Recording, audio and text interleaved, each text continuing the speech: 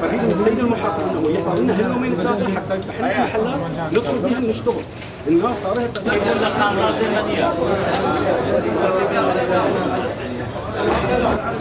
تشکیل بەلەچە مهندسگەری شەکەی ئیسلام کرد. 1400 خێزان بژێوی لەسەر ئەم دوکانانەیە. داوا لە دەسەڵاتدارانی ئەم شارەکەین. محافظ سەید سەعید حەربیە بە زووترین کات ئەم کێشەیە چارەسەرکەن. چونکە خەڵکێکی زۆر هەیە نانی بڕاوە. کێیە لە خۆتان؟ کام مەسوولە؟ کام مۆزەفی ئەو شارەیە یەک مانگ ڕاتبی نەدەی پێ ئیداراکە.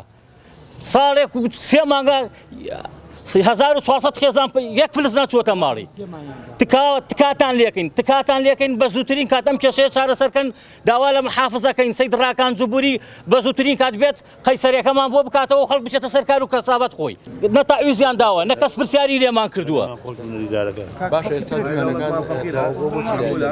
ئیستا سەیرمان لەوە دێ ساڵێک ئەوە 4 مانگە ئەو دوکانانە تەواو بووە هیچیانەوە بۆ تەسلیمانی ناکەن.